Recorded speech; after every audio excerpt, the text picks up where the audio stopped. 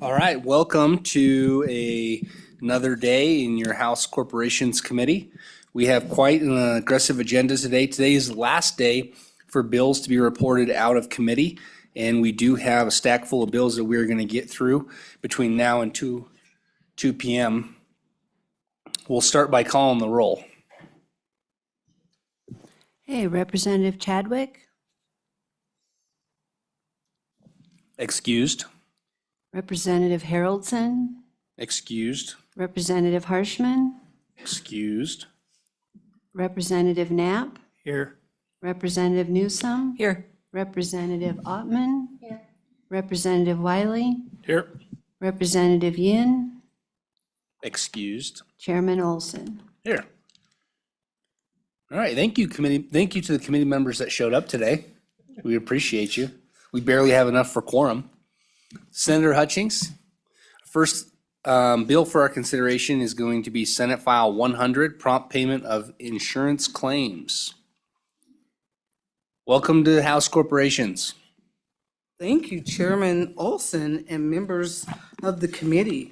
We really appreciate you getting this bill in on time. Ran down the steps. This bill, prompt payment of insurance claims, very simple. It's an act relating to the insurance code, providing regulations for payment of claims from insurers to pharmacies. We have definitions, rulemaking, and applicability in the bill. That's the act. Second page, we have the scope of the bill. The following provisions apply to situations where there is a contract between an insurer or the insurer's intermediary and a pharmacy regarding the payment of insurance claims for pharmacy services pursuant to our statutes. We have definitions on page 2 and 3. The bottom of page 3, we have that the insurers or their intermediaries are required to make payments on clean claims. Page 4, we have how they can submit the claims, penalties on the bottom of 4. And on page 5, if the claim is not clean, it gives the insurer or their intermediary a grace period to respond. Let me see, on page 6, I think that's the penalty described a little bit further and so forth on page 7. And Mr. Chairman, this is the first time in all the times I've been presenting bills on the pharmacy, for the pharmacists, that we've ever had the pharmacists and the insurers come together and agree that this is a good, clean bill. And I know I went over it fast because I know you're eating and you have other pressing bills, but we'd like an aye vote on this bill, and I sit for questions. And if I can't answer them, I'll defer to Melinda Carroll. She's the pharmacist representative. Committee, questions for Senator Hutchings? All right, thank you. Ms. Carroll, do you have anything to add? Thank you, Chairman Olson. I just wanted to express again our gratitude for you hearing this. Melinda Carroll, pharmacist and legislative director for the Wyoming Pharmacy Association. I am here today asking to pass Senate File 100 as amended, and just explain that the reason why Wyoming pharmacies need this is they face a unique challenge when it comes to receiving timely payments. Unlike the medical industry, pharmacies contract with middlemen companies called PBMs instead of insurance companies directly. This means that currently Wyoming pharmacies do not have protections under existing prompt payment statutes. PBMs have the ability to contract to pay pharmacies within 30 to 90 days, and in some cases, pharmacies do not receive payments for years. Additionally, PBMs are allowed to collect interest on those monies while waiting to pay the pharmacy, but the pharmacy has no claim to those interest payments. So prompt payment of pharmacy claims is essential in bolstering the financial stability of our local pharmacies. It extends an economic lifeline to the core of our healthcare system in smaller communities. Over recent months, we'd worked with Senator Hutchings to craft this piece of legislation, and after meeting with industry representatives, it was determined that a few small tweaks, we could come to an agreement on this bill, that it retains its core and earned a broad-based endorsement, which we greatly appreciate that communication. So I stand before you today asking the committee members to move this onto the House floor, showing a clear commitment to supporting the viability of our indispensable local pharmacies. With that, I would stand for questions. Questions for Ms. Carroll? All right, thank you. Thank you both. Appreciate you, committee. Do we have any agencies testifying on this bill? Do we have any public comment on this bill? Do we have anyone online signed up for comment on this bill or any hands raised? We do have one person that registered, but I don't see a hand raised yet, Mr. Chairman. Okay. We'll come back to that. Welcome.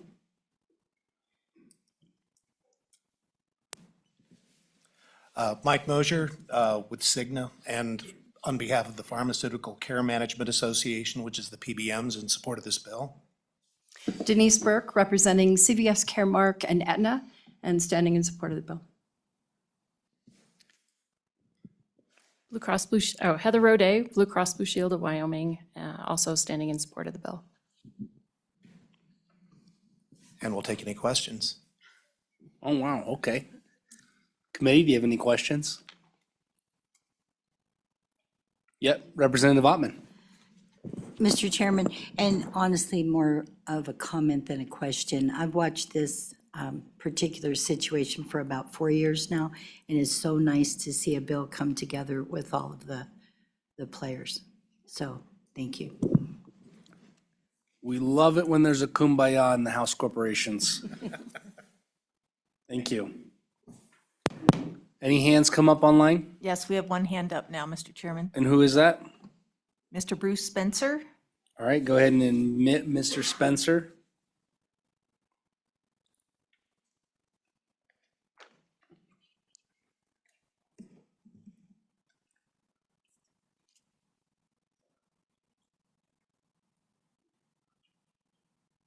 Is he in? Mr. Spencer, you just have to turn on your camera and unmute your mic.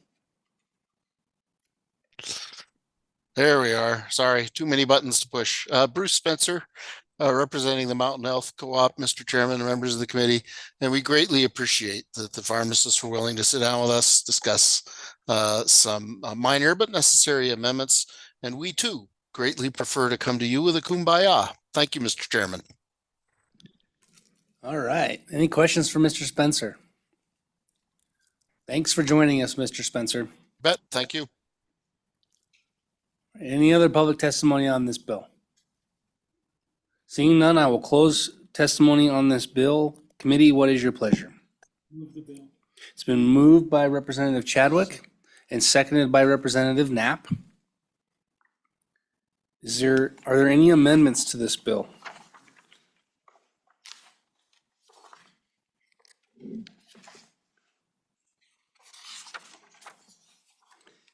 Any discussion on this bill? All right, question being called. All those in favor, or will you please do a roll call vote of Senate File 100? Okay, Representative Chadwick? Aye. Representative Haroldson has submitted an absentee vote of aye. Representative Harshman? Aye. Representative Knapp? Aye. Representative Newsom? Aye. Representative Ottman? Aye. Representative Wiley? Aye. Representative Yin has submitted an absentee vote of aye. Chairman Olson? Aye. That's 9 ayes, do pass. Senator Hutchings, do you have someone to floor manage this bill? Oh, okay. Thank you.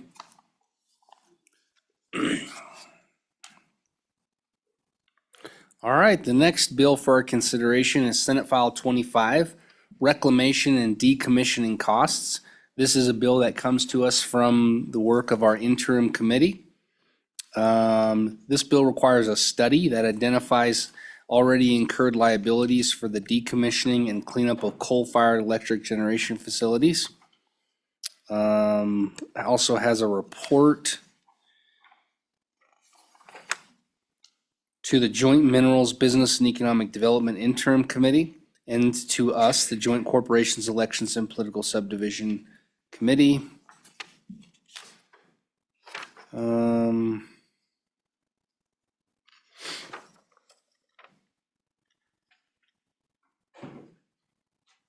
And that report, final report being due on September 1st of 2025. This is effective immediately. That is the bill. Public Service Commission. Come on up.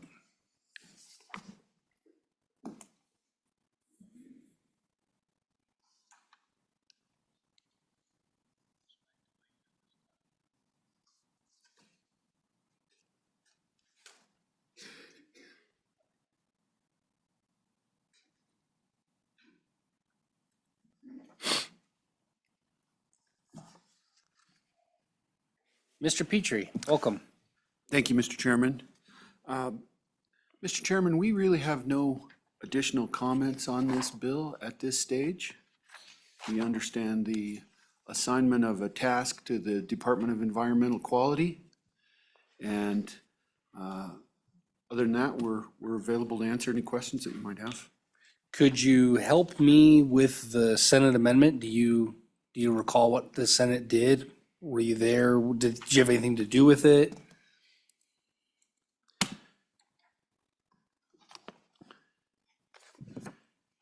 Mr.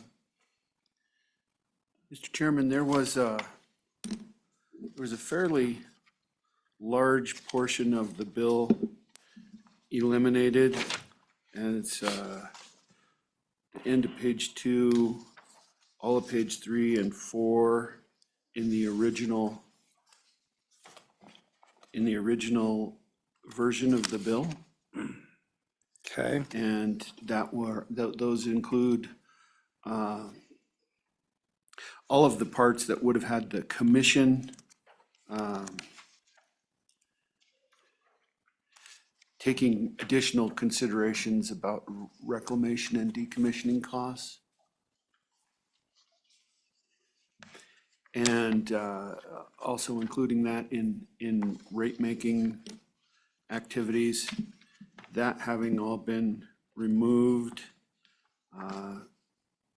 along with the appropriations section at the middle and on through the bottom of page 5 and the top of page 6. Okay. And Well, that makes it easier to get the bill it's quite a bit shorter. through the process without a appropriation. It is much simpler and shorter than what we started with in the interim. Yes, and I believe, Mr. Chairman, the Department of Environmental Quality, Mr. Parfit, indicated that the study that's called for here as the bill stands is something that they would conduct with their existing resources. All right. We like that. All right. Well, I appreciate you walking us through that, even though it wasn't your amendment. Committee, do you have any questions for the Public Service Commission? All right. Thank you all.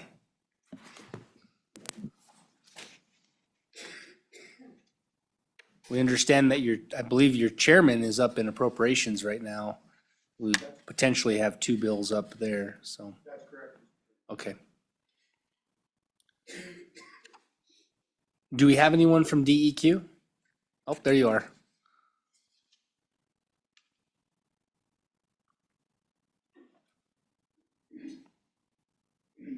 Welcome to House Corporations. Thank you, Mr. Chairman. Todd Parfit, Director of the Department of Environmental Quality. We did sit through the Senate Corporations discussion on this bill. There is no appropriation, as was mentioned. We believe we can meet the direction of this bill with existing resources. Just have one comment, and that would relate to provisions on page 3, lines 4 through 7. which would require us to identify risks or problems that may have a substantial impact on electricity rates. That's something that we don't do, but we would work closely with the Public Service Commission on that to make that determination. Okay. So do you believe we need any clarifying language, or you just, Mr. Chairman, I don't have any recommended changes. I think we can work as we do now closely with the Public Service Commission to address that provision and do the report out when it's due. okay. All right, we appreciate that. Committee, any questions for Mr. Parfit or the Department of Environmental Equality? No? All right, thank you. Thank you. Do we have any additional public testimony in the room?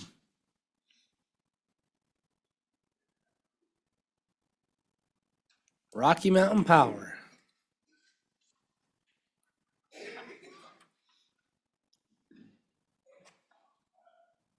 Thanks for joining us.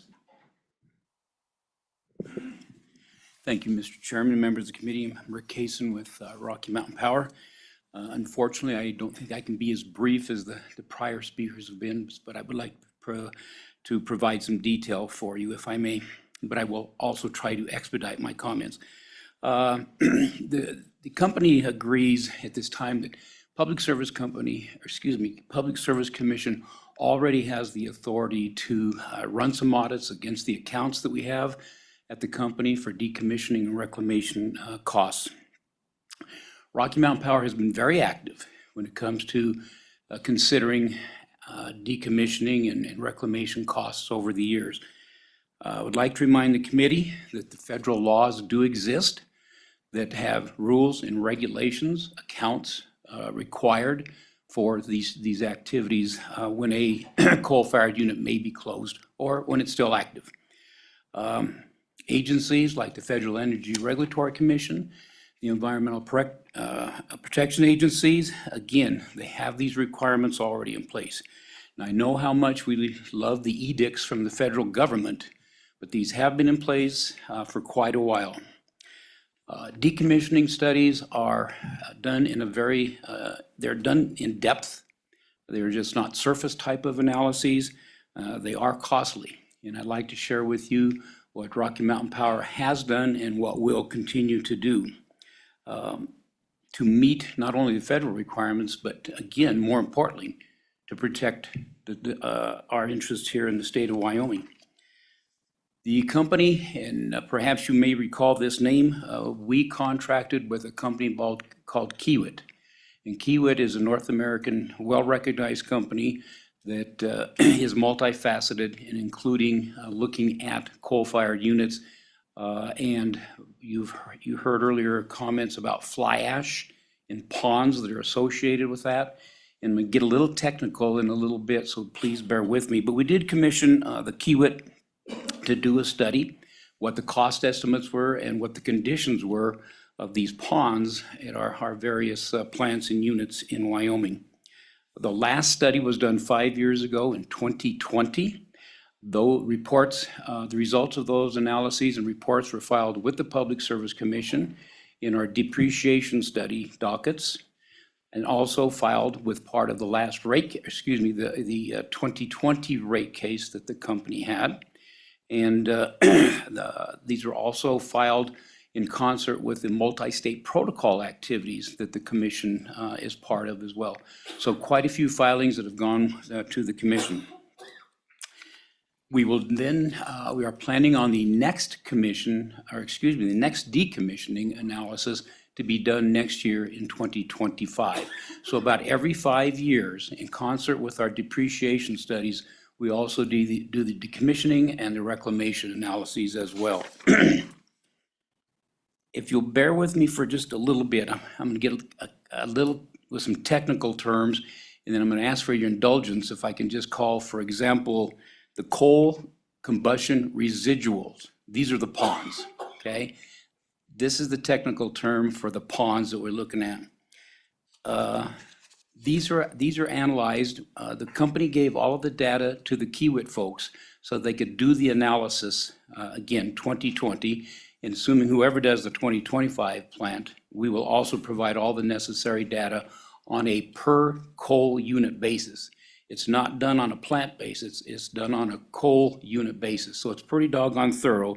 And as I indicated, it's rather in-depth analyses as well. Associated with the ponds is a term called the Asset Retirement Obligations, or AROs. What that simply means is the company has an ongoing obligation with respect to these ponds to make sure that there are dollars set aside, the analyses are done, and so that we ensure that when a coal unit is closed or to be closed, then we've already have background information about the actions that need to be taken or has to be taken to correct any kind of issues that we found. Collectively, the Kiewit study does not list every unit, but there is a line in their studies that, again, is available to identify each and every unit. To try to sum this up then, this part of it, Mr. Chairman, if I may, we are responsible to be prudent in these. We do quarterly analyses outside of the every 5-year in-depth analysis. We're monitoring these ponds and these sites on an ongoing basis, if I may use that characterization. In concert with the regulations I mentioned earlier, there's extensive groundwater monitoring programs as well. As we've heard previous speakers or testifiers, not today, but in previous meetings, identify that that was a concern about the groundwater contamination. These studies have revealed no contamination issues at this point in time. So again, the monitoring, the corrective actions that the company's taken, and I think any electric utility that has generation facilities with fly ash, with ponds and everything else are following these types of necessities. Again, as I identified, we have these assets. Those are being monitored to ensure that there is no groundwater contamination going on. And we've heard before that there is somewhat of a fear, but as we sit here today, I'm not aware of any issues with the groundwater contamination on any of our coal-fired units.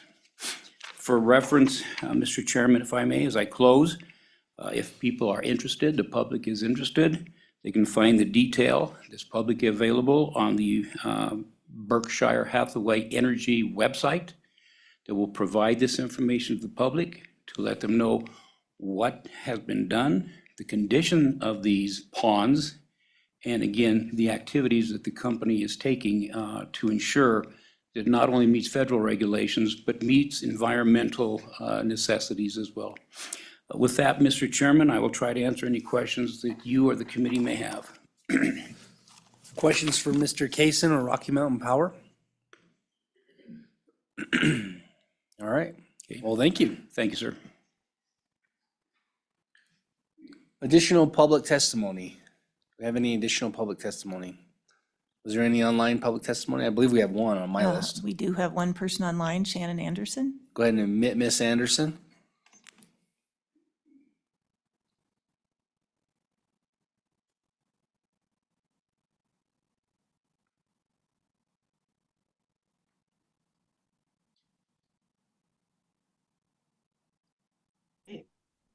Welcome, Miss Anderson. Yeah, thank you, Mr. Chairman. Shannon Anderson on behalf of Powder River Basin Resource Council. And our organization, of course, cares about both of these things, utility commission rate setting and making sure that we're allocating costs appropriately across our multi-state system and environmental compliance and cleanup obligations. But we remain opposed to this bill because we believe it's not necessary. The Senate did a good job with kind of scaling it down. But the problem with that is that it actually scales it down almost too much that it really isn't necessary to put this in statute.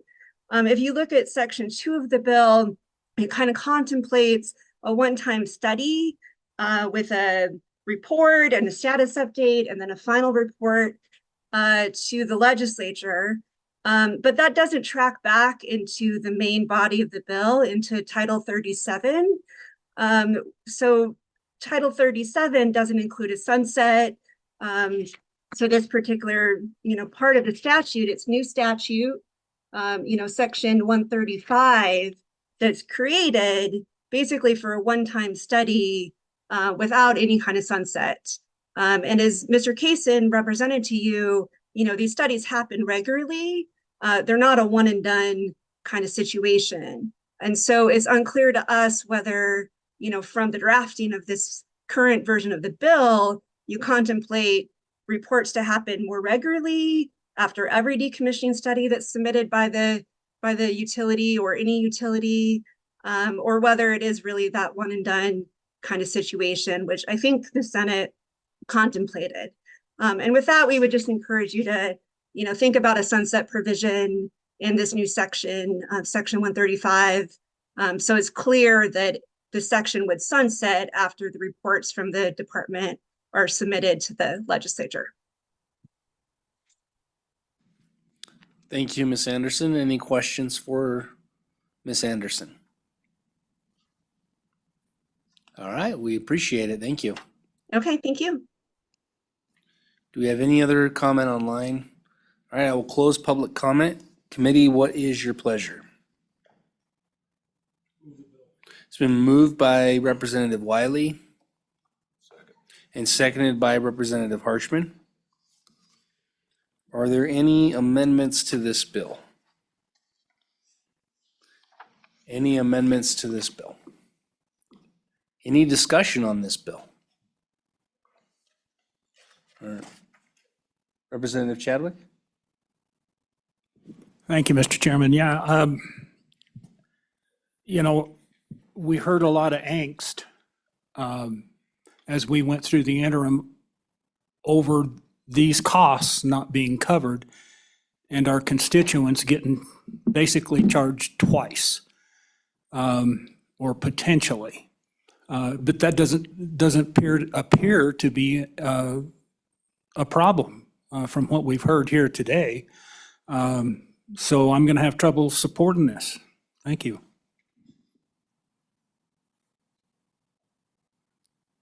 Any other discussion on this bill? All right, since you're ready to vote, will you please do a roll call vote on Senate File 25? Okay, Representative Chadwick? No. Representative Haroldson has submitted an absentee vote of no. Representative Harshman? No. Representative Knapp? No. Representative Newsom? No. Representative Ottman? No. Representative Wiley? Aye. Representative Yin has submitted an absentee vote of aye. Chairman Olson? No. That's 7 noes and 2 ayes, and it fails. All right.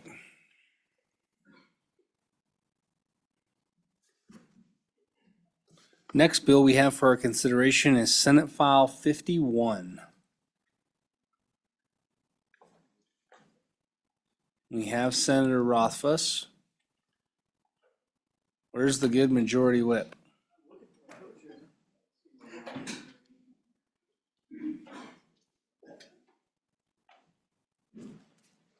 Well, welcome to House Corporations. Thank you, Mr. Chairman. Thank you, committee. Happy to be here. Mr. Chairman, Senate File 51, unlawful dissemination of misleading synthetic media, was a work accomplished by the Select Committee on Blockchain during the interim. And it took quite a bit of testimony and thought and discussion. We spent a long time working on this bill, and it's a challenging piece of legislation because there are a lot of different interests pulling in different directions. This synthetic media, the concept is deep fakes, right? So you're all familiar with those, and you're probably all familiar with how rapidly this technology is evolving right now and how readily people are capable of creating now a video and audio of an individual that is completely synthesized and nobody would know the difference. So you can now make political candidates or actors and actresses do things that they certainly would not otherwise do or say. And there's no real way for the public to differentiate that from the real thing. This is an attempt at trying to thread the needle to address that and provide access to those that have effectively been misled to have a civil remedy. And then there's a small criminal remedy, a misdemeanor that I'll point to as we get to it, which is basically if you're attempting to influence an election using synthetic media.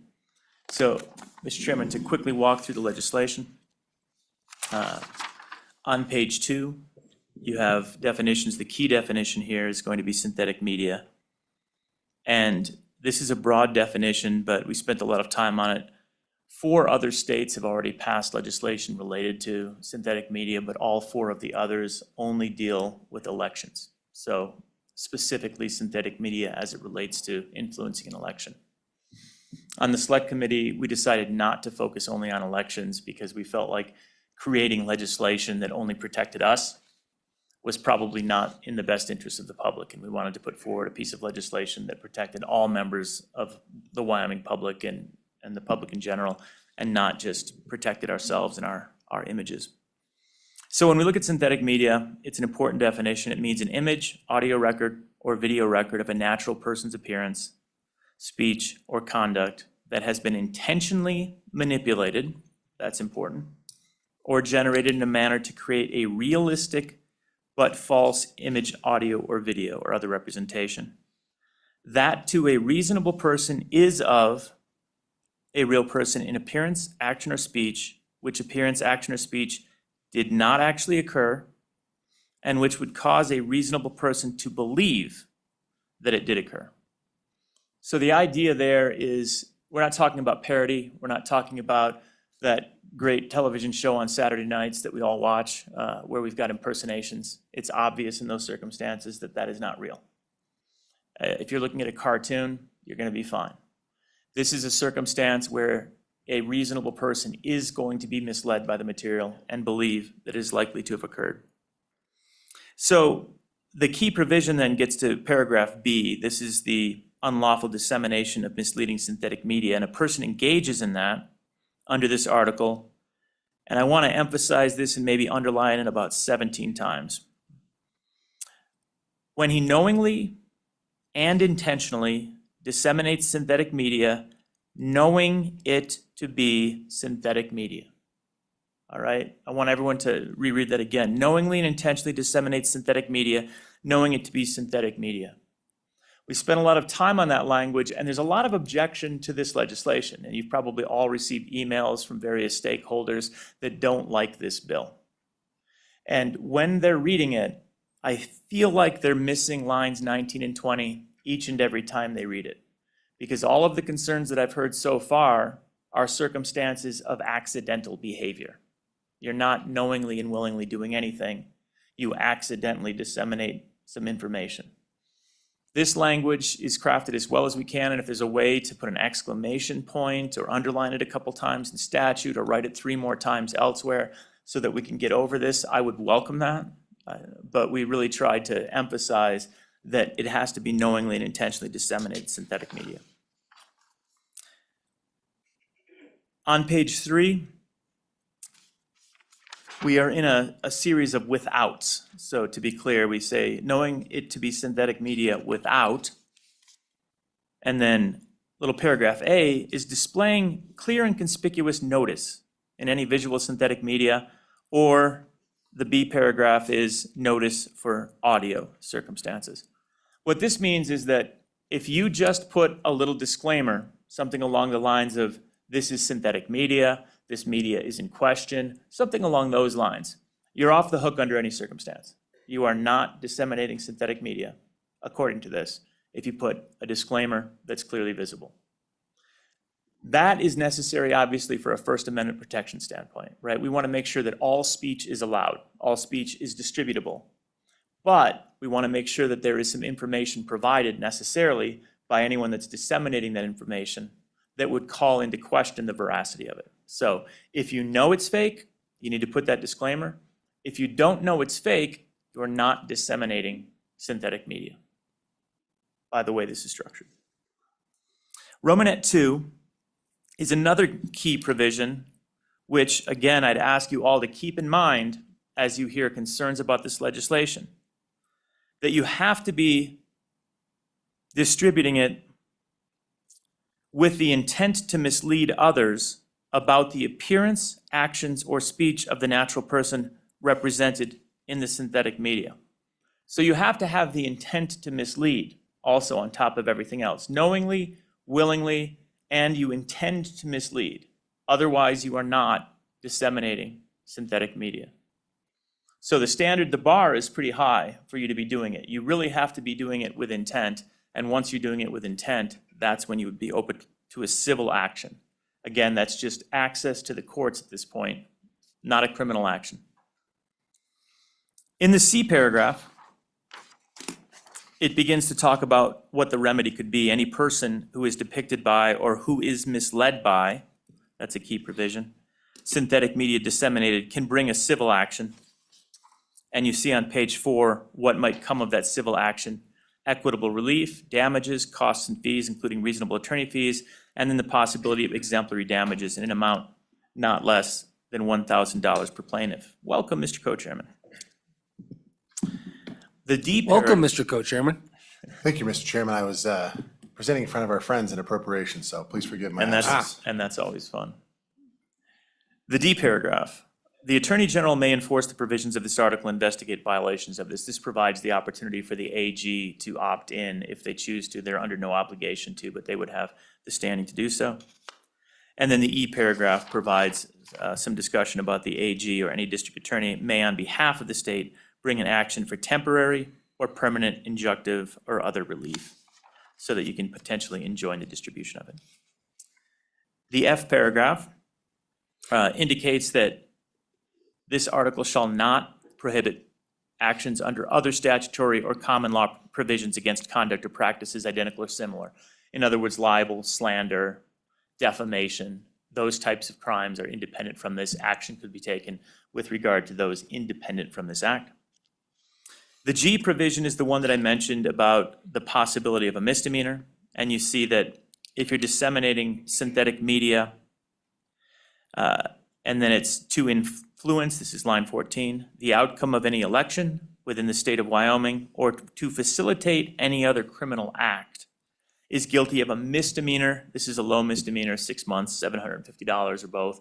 So the intent there is not to heap on massive criminal time. It's just to indicate the heightened, this is actually a crime in the state of Wyoming, and it goes to the misdemeanor status. On H, at the bottom of page 5, are some exceptions, and this was all through amendment over in the Senate where we had some requests from stakeholders. And we tried to be thoughtful on the exceptions to make sure that we were not overly narrow, but providing targeted exemptions where they seemed rational.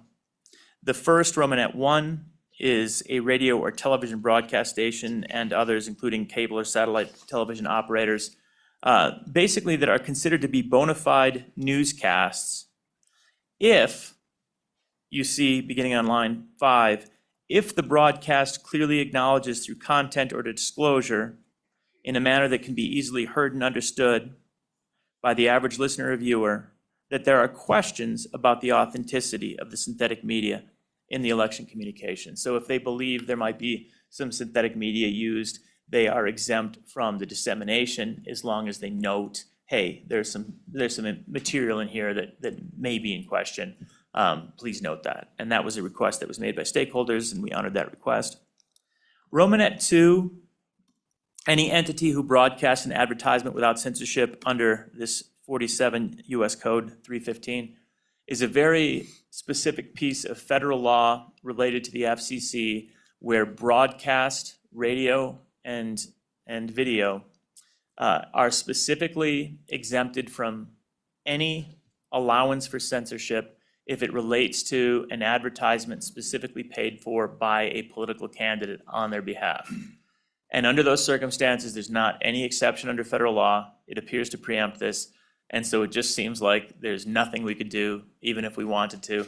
So this specific call out says if you're being governed by that, which is FCC governed media, then this carve out is going to apply to our law as is preempted by federal law.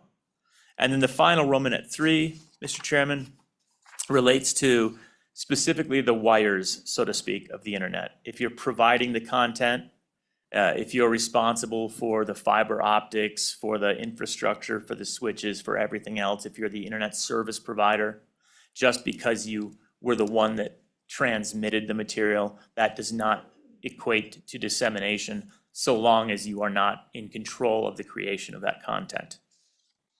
The final paragraph, the J paragraph on 7, is something that we added just to try and emphasize the importance of the First Amendment protections, as well as Article 1, Section 20, saying dissemination of any synthetic media protected under the First Amendment to the United States Constitution, or Article 1, Section 20 of the Wyoming Constitution, shall not be deemed to violate this section, as a little bit of a belt and suspenders to make sure that we're taking that very seriously, and that any court that's taking a look at this realizes that importance. Mr. Chairman, that's the bill. I'd be happy to answer any questions, and I defer to my co-chair if he has any comments to make. Co-Chairman Western, do you have any comments? Mr. Chairman, I do not. I think obviously Co-Chairman Rothfuss does a really good job presenting these kind of bills. I know it's a touchy subject, but I think what the bill stands for and the protections it offers, not just us as electeds, but I think broadly across the board for citizens is really important. I think we've struck a really good balance of ensuring we have our First Amendment rights and our right to exercise them, regardless of our opinions of it, but also ensuring that there are those safeguards for individuals as well, protections from. Thank you, Mr. Chairman. Co-Chairman Western, can you give me an example of what would be protected speech, synthetic media? So what would be an example of that versus what would be an example of synthetic media that would not be protected? Because I think that's the biggest thing that I'm struggling with. I read paragraph J and I say, and my mind says, well, yeah, this is all First Amendment speech. If I want to create a cartoon of Senator Rothfuss, who looks like a donkey, that's my First Amendment right to do that. If I do that, if I draw the cartoon, the Supreme Court is undoubtedly going to say, you have a First Amendment right, Mr. Olson, to do that. But if I use artificial intelligence to create an image of Senator Rothfuss looking like a donkey, all of a sudden now I can't do that? Or can I? May I, Mr. Chairman? Yes. So you absolutely could, right? I mean, political lampooning has been around for hundreds of years. I mean, we've seen it in modern times, all the way going back to the printed press, quite frankly. That is not what this bill covers or what it's referring to. The example that we're talking about here is, with the First Amendment and the freedom of expression, you have the right to express some pretty heinous things, right? So long as you are not physically threatening violence on someone, you can push those limits pretty far, and it's no matter how objectionable that expression is, it is still technically legal and protected by the First Amendment. So an example in context of this bill. If I were to use some of these AI models that are coming out, a lot of them have these safeguards on them to protect this type of abuse of these models, but some of them do not. If I were to create a video of, say, unelected official, I'm not going to pick one of the community members, and using this technology, I feed a bunch of data in of that elected official, video of them talking, audio of their voice, that kind of stuff. So the model starts to kind of realize, okay, this is what this person looks like. These are their mannerisms and that kind of stuff. Then I can instruct that model to have a video of them committing some sort of really heinous act, some kind of assault, abuse, that kind of stuff, and have it look pretty realistic. If you look at some of the latest video AI models that are coming out from OpenAI, they look really good, and they're only going to get better and better and better to the point where we can't discern them with our own eye, where we need other AI to detect if something is AI created. So in that scenario, right, you can show that to someone, and technically that is your right of freedom of expression. Regardless of how heinous the act is that is being depicted or how realistic it looks, that's absolutely protected free speech. What this bill is saying is that if you are creating AI or creating audio or visual or video of an individual, elected official or not, that looks real enough where anybody, any reason, as the bill says, any reasonable person would think, oh, this is that person doing this act, there has to be a watermark on it. That's it. That's all we're saying. You absolutely have a right to make this image, regardless of how immoral or repulsive that may be. You can do it so long as you put that watermark. So the person seeing it says, all right, well, this is pretty awful video, but there's a little trademark that says AI created, or something along those lines. That's what we're going for here.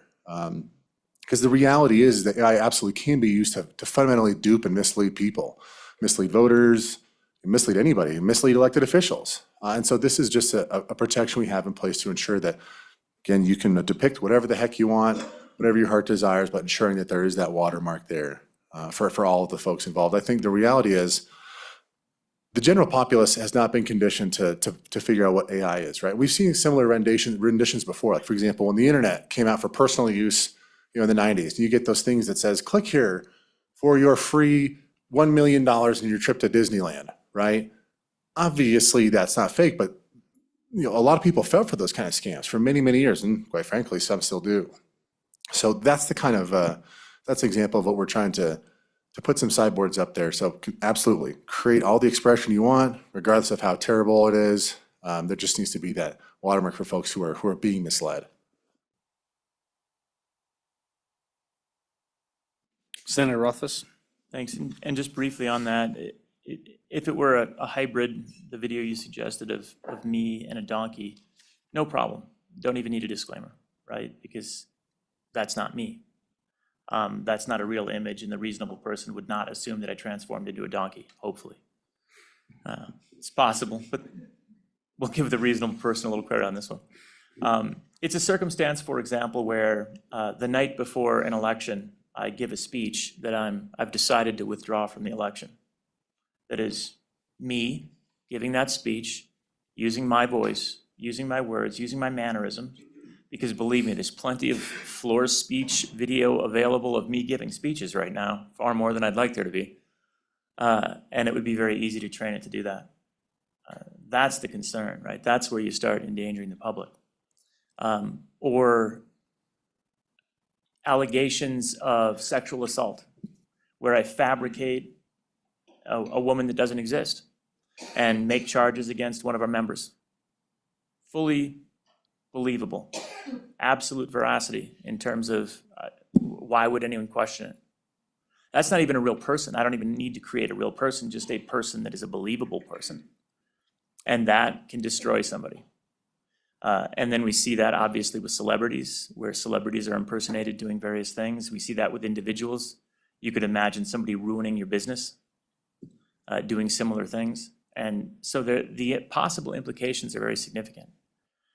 It does get into obviously First Amendment considerations, but we know and we realize time, place, manner restrictions have been protected by the courts. And we understand that fraud is First Amendment protected speech that we have set a time, place, manner restriction on in the public interest. There's a compelling state interest. We know that with libel and slander as well. It's First Amendment protected speech, but it goes too far. And so time, place, manner restrictions have been respected. Yelling fire in a theater, same thing, time, place, manner restrictions.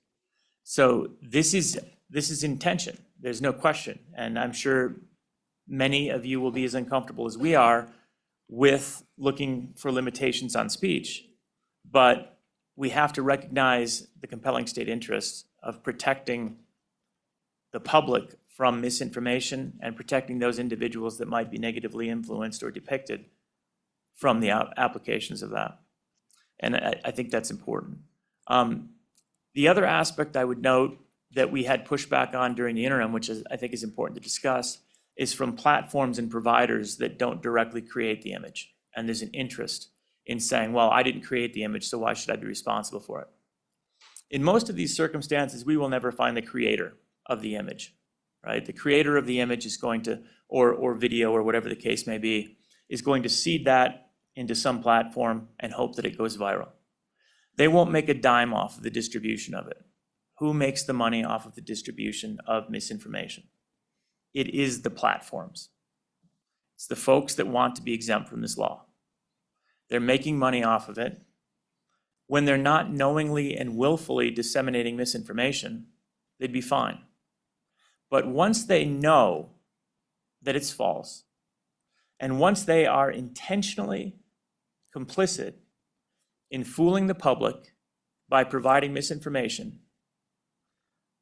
I don't know why you wouldn't hold them responsible to the extent that they're financially gaining off of the distribution of this misinformation. So I know that you'll hear requests to limit the scope of this and to make it only fall back to the creator. That's not going to solve any problems. That's not going to do anything. You know, we have to look at the actual process that distributes this information and how it gets to people. And those that are actually making the most and benefit the most from the distribution are the ones that have to be held responsible if they start to be complicit in the act. Thank you, Mr. Chairman. Thank you. Any other questions, committee? Representative Knapp. Thank you, Mr. Chairman. Senator, so going back to that line of thinking, I'm on page 5 and page 6, where it deals with the media, wouldn't you consider that a platform as well? And if they are knowledgeable enough to have some question about the authenticity, wouldn't that lean to knowingly and complicit in their platform as well? Senator Rothfuss. Thank you, Mr. Chairman. And that's part of the reason why those are called out. But again, in our discussions, the Romanet 1 specifically requires on that page 6, line 5, that the broadcast clearly acknowledges through content or a disclosure that they believe that there might be suspicious material. So they're basically following through on that disclosure aspect, which again, if you just put a disclaimer, you can do or say anything you want. That's fine. Disclaimer is key. And again, that's good for protection of First Amendment rights to make sure that you have the ability to distribute information. You just have to note that it is not the actual person or the likeness that we believe this is in question. And as I mentioned, 2 is a federal carve out, but the Romanet 3 kind of comes down to the wires side, where if they're not engaged in the content and they're not in the business of examining or manipulating that content, then they're not the provider platform, like a social media platform that's benefited from it. They really are the pipes, so to speak. That's supposed to be the pipes carve out. And that the idea is they shouldn't be messing with it. You know, if you support net neutrality and the idea that the internet service provider shouldn't really be engaged in controlling what is being provided, as I do, then they should be exempt to the extent that they're not engaged in what's actually coming out. That's the logic and reasoning behind it, Representative Knapp. Additional questions, committee? Representative Newsom. So would this require Google, Facebook, whatever, to run everything through a filter that would tell them whether it's AI created or not? And is that where we're going? And then they have to put the watermark on it or somehow have the disclaimer? And at whose expense does that happen? Senator Rothfuss. Mr. Chairman, Representative Newsom, it isn't explicit on requiring something like that. If they have the capacity to know that it's synthetic media, and they know that it's synthetic media, then they would fall under this. If they didn't know it was synthetic media, they wouldn't. If somebody flagged it, they should probably look into it and do something about it.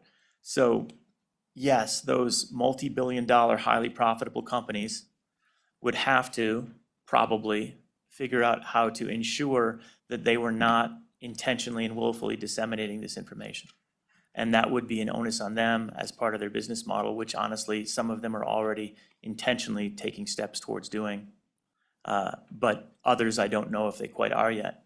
At the end of the day, I think it's okay to have a little pushback. They do fine. They make plenty of money, and they are honestly, I think we all know this, a big part of why we struggle with accurate information.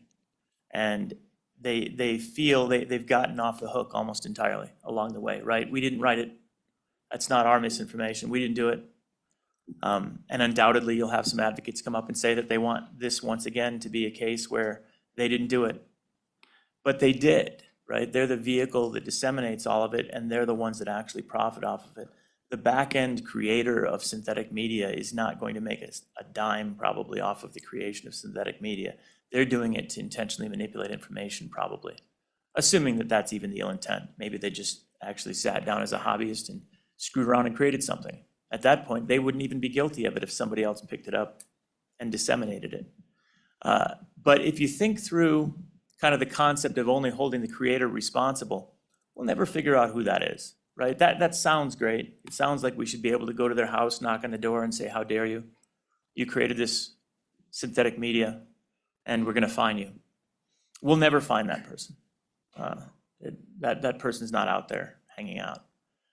So if we actually want to be capable of managing this disinformation, then we have to hold accountable those that profit off of the disinformation and are motivated by the dissemination of it. Representative Ottman. Thank you, Mr. Chairman. Senator, to go back to that, because it seems as though we've gone full circle and I don't have any clarity on this. If we're going to require a disclaimer or a watermark, and it's not going to be the creator and it can't be the platform person because they just got information, who? Senator Ruffus. Thank you, Mr. Chairman. It would be the platform person that would put the disclaimer on at that point if they find out. That would be the obligation under this is if I have a platform and I'm distributing a video of my good co-chairman that isn't him, that's fine, right up until I find out that it isn't him. And if I have some credible evidence at that point, then the obligation would be on me to either stop disseminating that information, or to say this is synthetic media, or to say perhaps that this is in question. This may be synthetic media, something along those lines that questions have been asked. And again, at that point, you'd be hard pressed to have anyone uphold that you have knowingly and willfully distributed synthetic media because you're complying with a reasonable set of standards, which is that if you have found out that it's synthetic media, you should note that.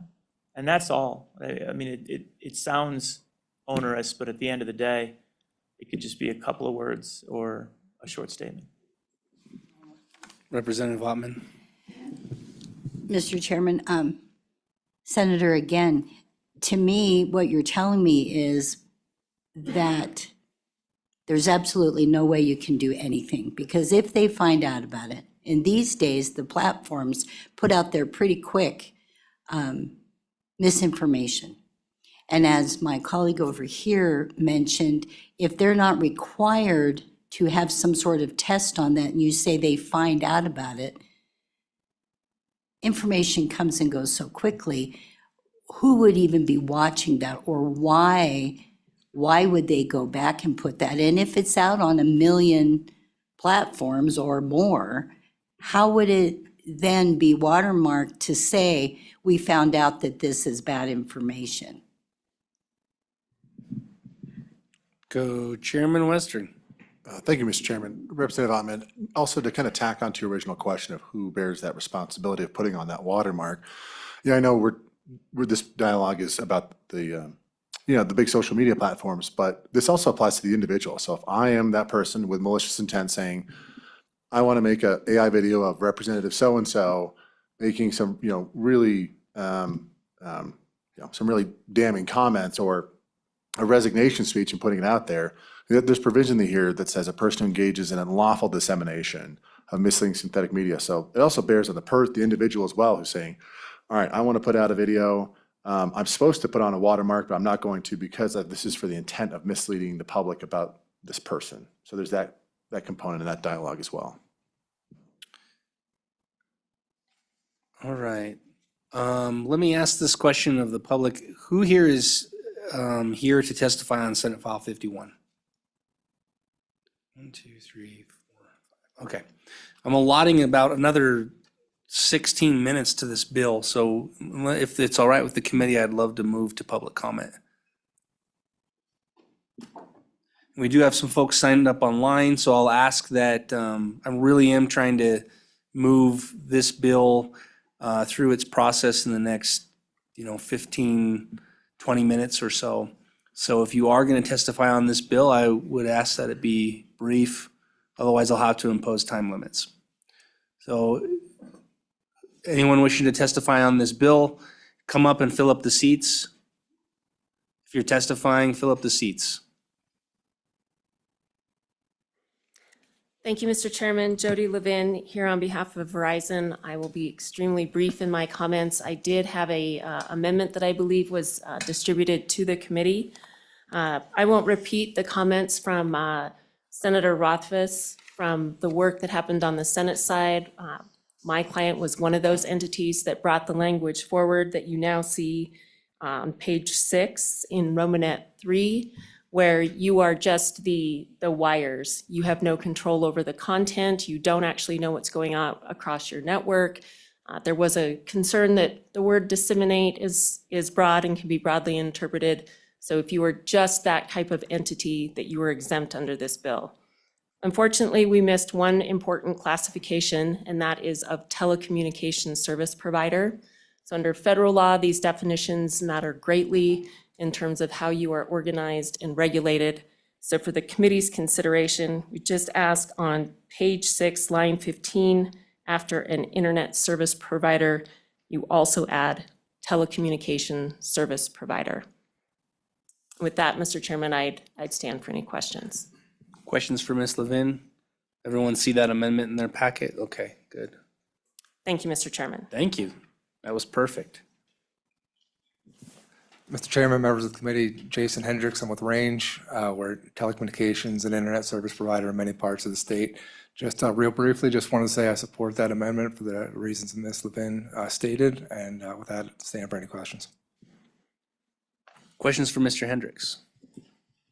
All right, thank you, sir. You're up next, sir.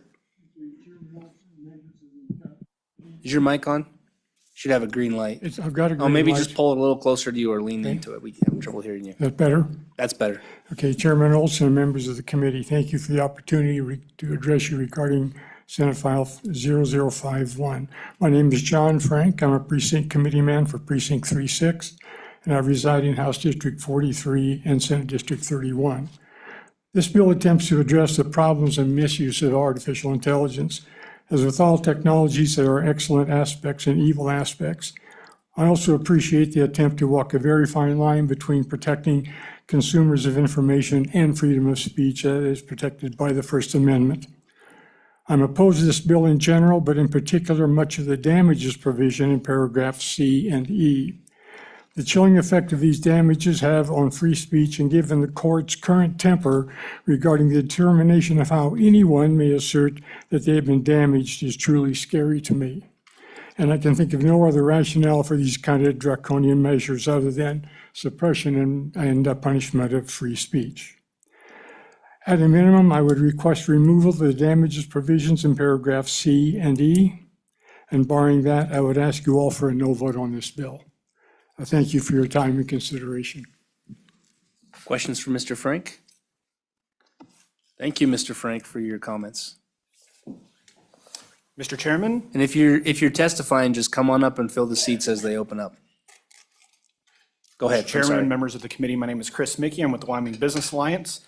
The Business Alliance, really our motto is that Wyoming makes business better. And we feel that this bill could potentially harm businesses in Wyoming. Mainly on, obviously, you've heard some First Amendment issues that have come up already. So we're concerned about that, but also we're concerned about excessive litigation that some of these companies could undergo due to the low legal bar of the term being misled and things like that. So we do stand opposed to the bill as written, although I know some of the colleagues over here had some great amendments that we think could definitely improve this bill. So I stand for any questions. Questions, committee? Thank you. Thank you, Mr. Chairman. My name is Travis McNiven here on behalf of Google. We certainly appreciate the committee's time, the blockchain committee, and over the interim and working on the issue of synthetic media and deep fakes. At this time, as the bill is drafted, we certainly feel that, has been previously mentioned and as illustrated by the number of other companies within the digital supply chain seeking to be exempted, that it is quite broad. And a lot of questions relate to just how and when the court actions, the legal process would take place. Certainly feel that it is a bit of a magnet for litigation and very broad in that. As previously stated, there are a few states, a handful of states, 4 I believe, that have engaged to work in this, and they have worked in that space of the elections that has been mentioned and trying to figure out how to best address it in this space. This bill, of course, contemplates the full universe of possibilities, which again is a fairly large undertaking. Another question that I think, and it's probably going to come down to a policy question for the committee, as we have both technology on, I guess, the ends of that digital supply chain, both in the creation of having AI tools, and those tools, like any other tools, the proverbial hammer can be used for different things. And so we have AI tools on one end and then on platforms on the other. I would respectfully, push back a little bit with the notion that the person or the bad actor just simply doesn't exist. Those people do exist.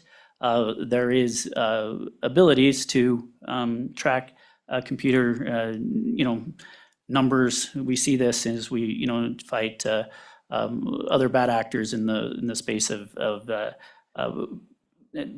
digital pornography and those sorts of things as well. So, I mean, bad actors do exist. These things do not just simply magically appear on platforms.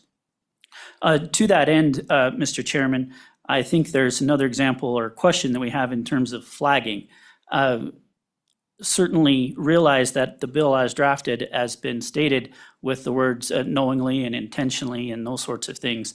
But you still have to go through the legal process of proving that you didn't. And there is a question of if something is put out there on a platform and somebody sees it, or potentially millions of people see it prior to a flag or such being placed, what does this bill do to how's that addressed? Have people been misled prior to the flagging of the content, et cetera? Then the final thing that I know out of time and trying to be respectful of that, the final two things, one is, as again has been stated, there is internally taking steps, I think, within platforms and others to, voluntarily get at how to manage these sorts of things. And then what the bill certainly does is puts the platform in a position of, for all intents and purposes, moderating content and calling balls and strikes as it relates to determining what is me, Travis, as an actual person saying something, me, saying something, whether I use a natural or an artificial tool, et cetera, or a bad actor circumstance. And so it is certainly legislating a form of content moderation and online for all content. Towards that end, I have distributed some amendments. Should the committee choose to move this bill forward, kind of two sets. The first amendment strikes the person in 3 places, offers the word creator, and then gives a definition of such. That would be one way, in our view, to certainly improve the bill and reduce the challenges that I have mentioned. The other thought would be amendments as a combined 2, 3, and 4 that would accomplish a similar nature, although a slightly different way of doing it. And would be happy to go through those, Mr. Chairman, if at your pleasure. But with that, would certainly take any questions. Questions for Mr. McNiven?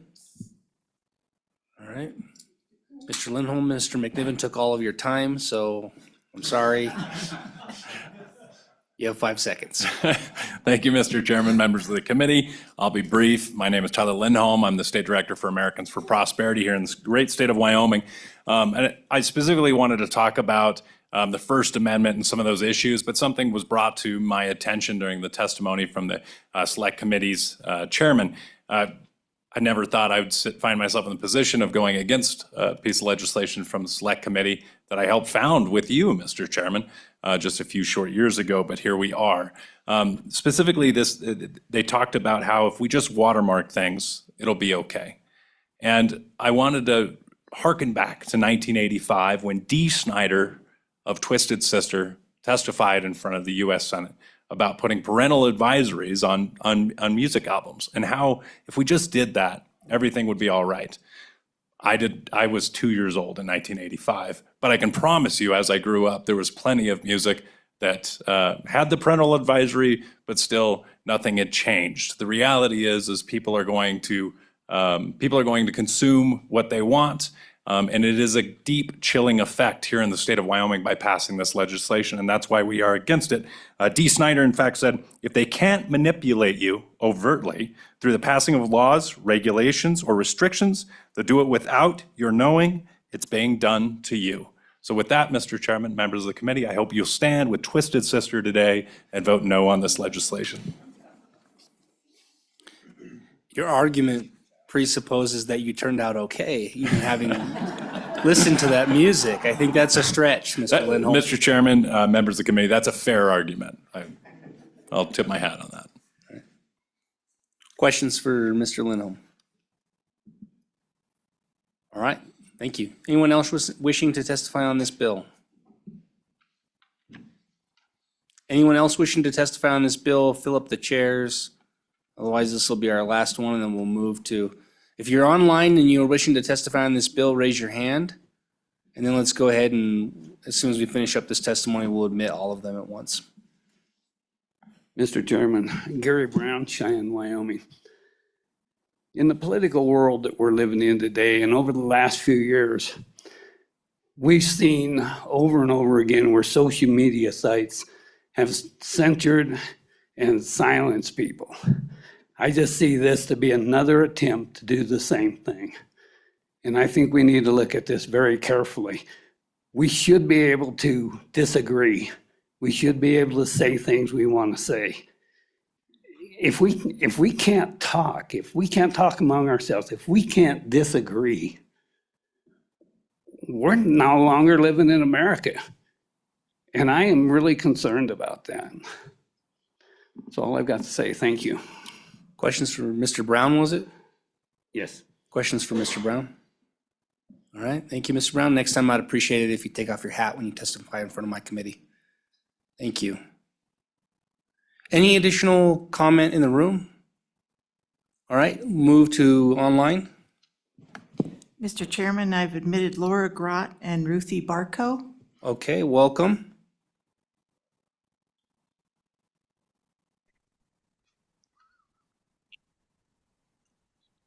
Mr. Chairman, my name is Ruthie Barco. I represent TechNet. We are a network of technology CEOs and senior executives that promotes the growth of the innovation economy. We are respectfully asking the committee to not advance the bill at this time. We appreciate the intent of what this bill is trying to do, and we chimed in the interim with suggested improvements and amendments to this bill. But even from the testimony before me and the range of amendments that you are seeing needed to improve this bill and right-size the scope of it, our concern remains that at this point, there is not enough time to deliberate on this bill and perfect it to a point where the scope will actually be a correct application of the law.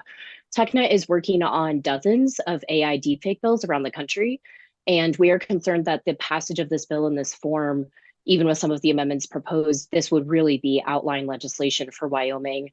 AI has the potential to help us solve the greatest challenges of our time, and we are concerned that this bill is trying to be a content moderation bill. It is also trying to litigate on an area of emerging technology in a way that could stifle innovation and harm Wyoming's business environment. So we are asking for additional time to work on this. We look forward to working on this issue with the legislature. And a few of the issues that we have raised for amendments are still different from what you've already heard. So we do think that there needs to be an exemption for the distributor of the content or a platform. We think that this should be right-sized to actual just political and campaign-related media, which is what other states are doing on this, because you can avoid a lot of the First Amendment issues, and it's a better vantage point to start on this legislative policy. We think that we need exemptions for if the visual disclosure is not feasible, to make sure that entities that are trying to be in compliance are actually found to be in compliance. The audio disclosures are too prescriptive, and we'll create a state-by-state patchwork of these disclosures. That's something that TechNet has been working on across the country. We've also asked for cybersecurity and anti-fraud purposes, and we echo the concerns around the liability in paragraph C as well, and we cannot support a private right of action. Thank you for your consideration. We respectfully ask for a no vote on this bill, and we look forward to continuing to work on this issue with the legislature. Thank you. Questions for Ms. Barco? All right, thank you. Next. Hi, Mr. Chairman and members of the committee. I'm Laura Grott, President of the Wyoming Association of Broadcasters.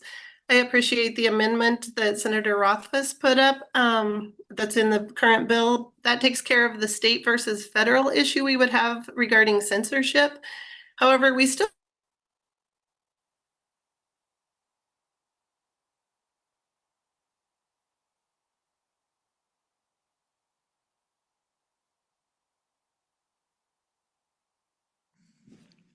My apologies. I inadvertently moved her out, but she's coming back in. Okay, are there others? No, that was the last. She's the last one? Okay. Mm-hmm.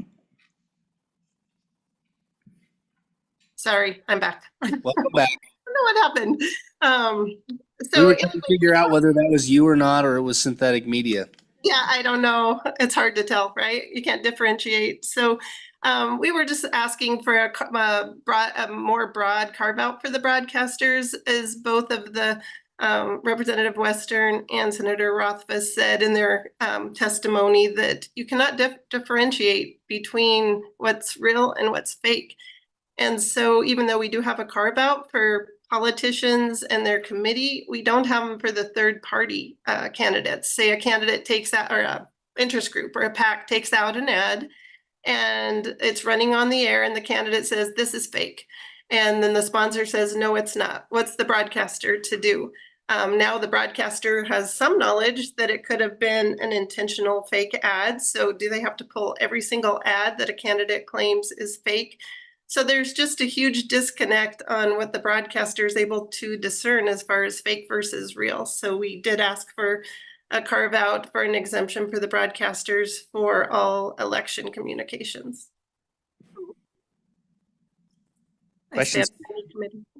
Questions, sorry. No? All right, thank you very much. We appreciate your testimony.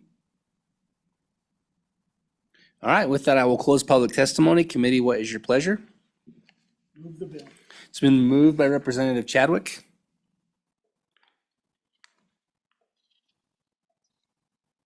Is there a second on this bill?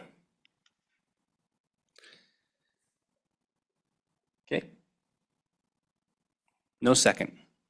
All right.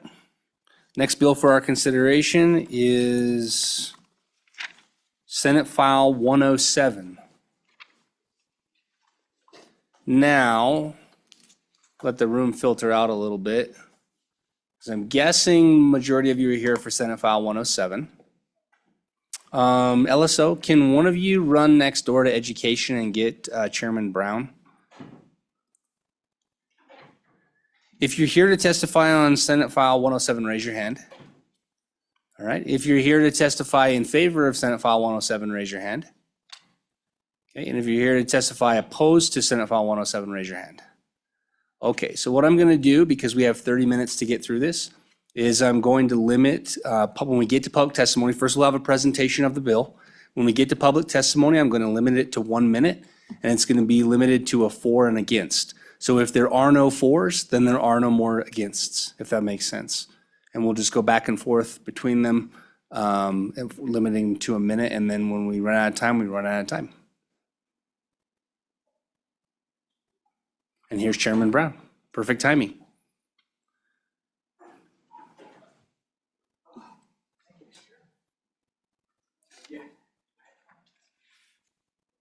Mr. Chairman, in order to save the committee some time, I'm going to bring a couple of people up with me. I will do a brief introduction of the bill, and then I will turn it over to Mr. Pickard to answer any in-depth questions. And I'll just go over the premise of the bill, what we're trying to do here with the bill, and the reasons behind it, Mr. Chairman.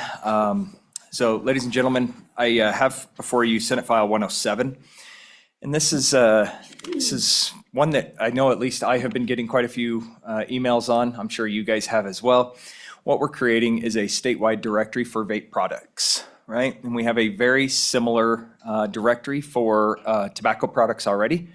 And what this is a consumer safety product directory. And what we're trying to do is we're trying to prevent we'll call them dangerous and illegal substances that are coming over from China from entering into our retail locations and infiltrating into, it's not just adults. Let's make that absolutely clear. It is our students and it is our kids. And these are dangerous substances. And so this bill is trying to prevent that from happening. A lot of the information you are being sent to via email, I have read every single one of them, and I can refute basically every single one of those points that comes through, as well as the two gentlemen here to my right. Mr. Chairman, that is in essence what the bill does. We create a directory. The department is in charge of actually administering this particular directory, and they will have this information available. They are the ones that will ultimately regulate over the course of the life product, sorry. It is not on the retailer to be in compliance with this. This is at the distributor level. So this is going to be the wholesaler that is in charge of this. So a lot of the people that you have heard of that are concerned at the local level, as long as they're not being sold something from an unreputable wholesaler, there should be no concern on their end. So, Mr. Chairman, I'm more than happy to go into depths with the bill more, but I know you guys still have at least one bill behind us, so I will leave it there and allow Mr. Pickard or stand for any questions. All right, I think that's pretty good. Thank you, Chairman Brown. Mr. Pickard. Yes, good afternoon, Mr. Chairman, members of the committee. My name is Dave Pickard. I represent Altria Client Services. I'm going to be very brief. I'm going to turn it over to Mr. Sylvia, but what I do want to do, and I know this is not allowed on the floor, but I'm going to, with your indulgence, show one thing. Yes, please. Yeah, thank you, Mr. Chairman. Mr. Chairman, this is what we're talking about. This is a product called Elf Bar. While I was sitting in the back of the room on Senate File 51, I just got notified by a trade association that the FDA has come out over the last couple of days. They've been trying to enforce this on this specific product. They're notifying retailers currently that are selling these products that they're illicit, and they're actually in some cases being issued fines of $20,000 for violating the FDA authority, or actually not violating the FDA, but selling these illegal products. Simply what this bill does is set up a registry that the manufacturers are required to submit their information on their products, just like we do in the cigarette directory that Representative Brown mentioned. And that then is maintained by the Department of Revenue. And when the Department of Revenue does their regular inspections every 2 years, they have the ability to reference what are legal and illegal products being sold in the United States. And then they can take those actions that are outlined in the bill. So, Mr. Chairman, I might mention this too. This product that I just showed you was purchased on February 18th here locally at a retail establishment here that you may or may not hear from today. But the fact of the matter is that these products are being sold in the state of Wyoming. They are illegal. And this legislation will set up a directory to inform those retailers that those products are illegal. It's then, I guess, their choice whether or not they want to continue to sell these products and obtain them from the manufacturers and potentially suffer the consequences. But without a directory, we're not going to know, our retailers are not going to know what are legal and illegal to be sold. So with that, Mr. Chairman, I'll stand for any questions, but I'd like to pass it over to Mr. Sylvia, and he can give you a little bit more background. Mr. Pickard, in the example you just gave us, door comes, does the inspection. There are products that are illicit that are not on the registry. What is the consequence to that? So, Mr. Chairman, if you'll turn in the bill, they are notified and notified by the Department of Revenue that it's an illegal product and it should be removed from their inventory. Okay. And they have the ability then to go back to their wholesalers to be compensated for that product that is, again, not legal to be sold in the United States. And I think Mr. Sylvia has more specific answers to that question as well, how this will operate. Mr. Sylvia? Thank you, Chairman. Yes, the retailer is informed by Department of Revenue that the product's illegal. I believe there's a step up for repeated violations, but they are able to, once notified that the product cannot be sold in the state, have it removed from their shelves, and then if they would wish to deal with their distributor, that's their right. And if they don't remove it, I'm still confused. If they do not remove it, what is the consequence? Well, if there's a follow-up violation, I don't have the. Is it in the bill? It is, Yeah. page 7, Mr. Chairman. If it's a repeated violation, it's a $500 fine. If it continues from that point forward, they can actually have their license to sell. That's exactly what I was Suspended or trying to figure revoked. out. I see it now on page 7. Okay, thank you. Go ahead. Sorry, Mr. Chairman. My name's David Sylvia. I work at Altria Client Services and here in support for the bill. Just a little bit more context as to what's been happening in the e-vapor space over the last number of years. For the past few years, these disposable illicit vapor products, some of the brands you may have heard, Elf Bar, EB Design, Funky Republic, Escobar, have been manufactured by Chinese companies and their licensing governed by the Chinese government. They've really flooded the market. Today, the CDC estimates that about 50% or a minimum 50% of the e-vapor market today consists of these illicit vapor products. Now, the FDA has been working to try to solve the problem. They have issued import bans, cease and desist letters, and fines in an attempt to bring an end to the illicit activity. In fact, the 4 brands that I mentioned have already received 87 warning letters from the FDA telling them that they are illicit. The FDA has also initiated a program with Customs and Border Patrol to intercept these products when shipped into the United States. Yet, these companies continue to ship them in. And they have very recently began mislabeling these shipments in order to avoid detection. They've been shipping them in and label them as toys, batteries, shoes, and other products to avoid detection by Customs and Border Patrol. So obviously, they understand that they're engaging in illicit activity, otherwise they wouldn't be mislabeling the shipments. Would like to mention one item. Several other states have already instituted these directories. Alabama, Louisiana, Oklahoma, and Wisconsin, for example. And just looking at one of them, Alabama has approximately 1,500 products on their e-vapor directory that are legal because they comply with federal regulations and thus are able to be sold in the state. You'll hear from some folks who say that this is an attempt by the major tobacco companies to lock up market share. What I would tell you is that on the Alabama directory, approximately 2% of the brands that are legally able to be sold in Alabama are manufactured by the 2 major tobacco companies. The large majority, thus 98%, are from smaller vapor companies who have followed the FDA rules. So this is not a bill that would be anti-competitive in any way. I'll just use an analogy. Imagine that this was a pharmaceutical product that was being illegally shipped into this country from China and pharmacies wanted to sell it.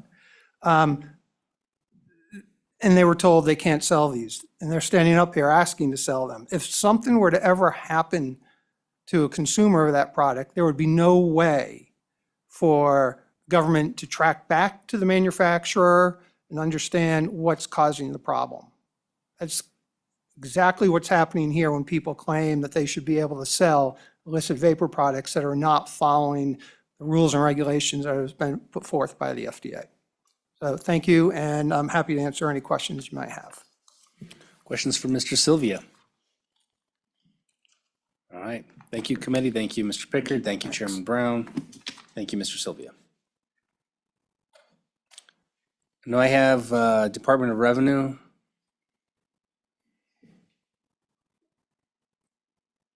Welcome.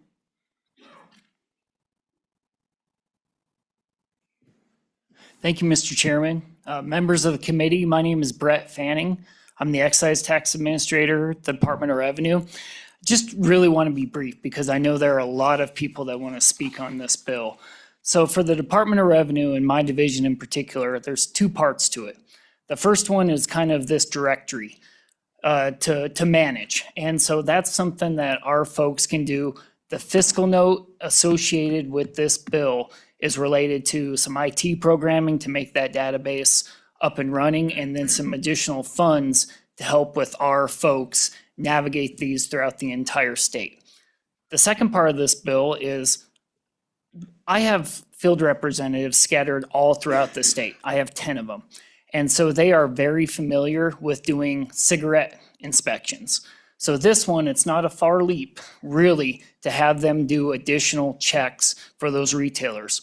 In part of my research and looking through our system, we really feel there's some crossover between the folks that are going to be selling these items versus not. But we do know there are some additional folks that we may not have license to sell these products that would do it.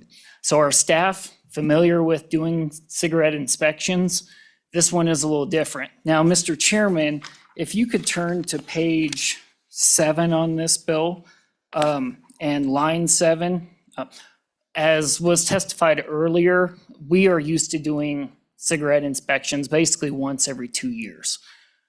This bill, as worded, we read this to say that this is twice a year, as opposed to biennial, which is kind of like a biennium budget.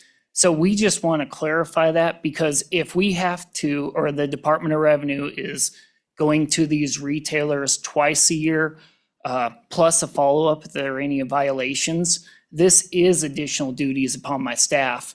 My field reps around the state, they just don't do cigarette inspections. They're working with your constituents for payment plans. They're doing new license deliveries if you have a new vendor. So it's just something to consider as opposed to this bill. To be consistent with what you currently do, it would be every 2 years?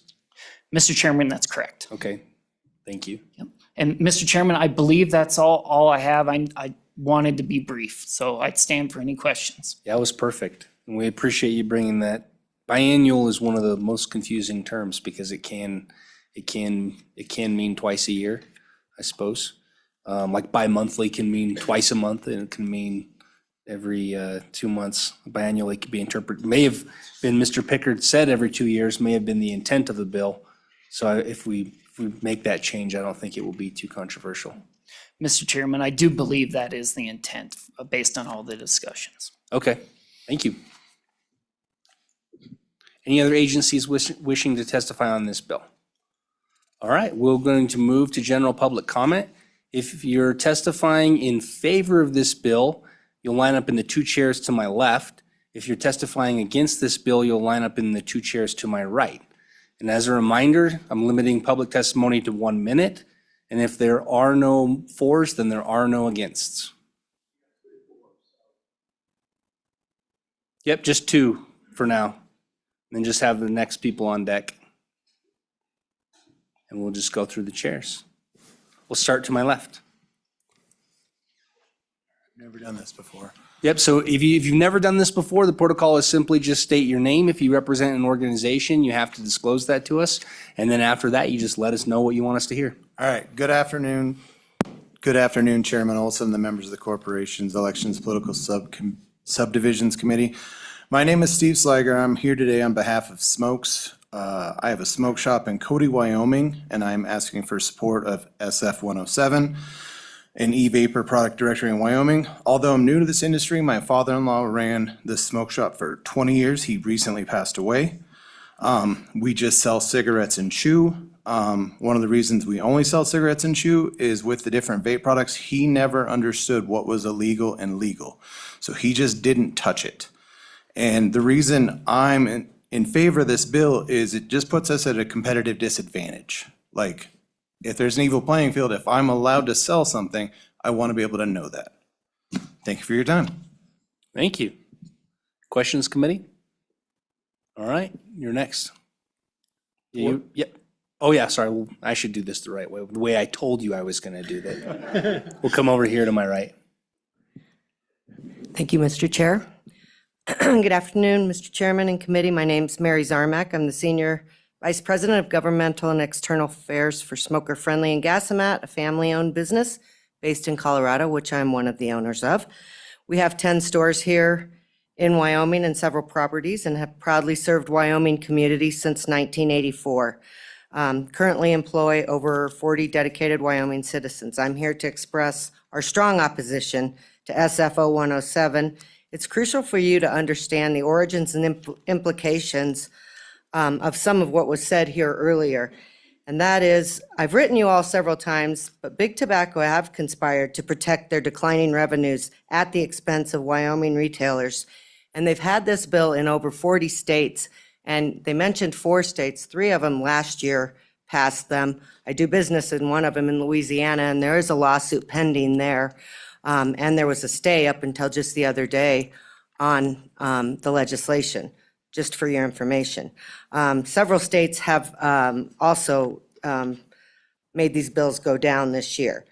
But what I really wanted to get to, because I think I've written to you a lot about the FDA, I hope that you all had a chance to read it, but the dates that they have inside this bill that the major manufacturers wrote are very controversial, because there are a lot of good small vape manufacturers, just like Mr. Sylvia mentioned, but there's a date of 2022 that NTNs were allowed to continue to put their PMTAs into the FDA and have done so. As a matter of fact, over 9,000 products. So many of these products are still on our shelves and they have followed the FDA rules. But the way this is written, these products would not be allowed, even if their PMTA was okayed by the FDA. Lastly, I'd like you to know that in 2023, smoker-friendly stores, so our 10 stores with a 16% product mix of vape, paid to you, the state of Wyoming, in excise and sales tax on vape products in excess of $500,000.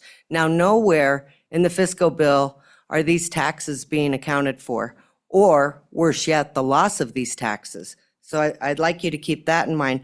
I think we have an opportunity to probably help retailers in Wyoming and other places, but I think that this bill is not going to do the job.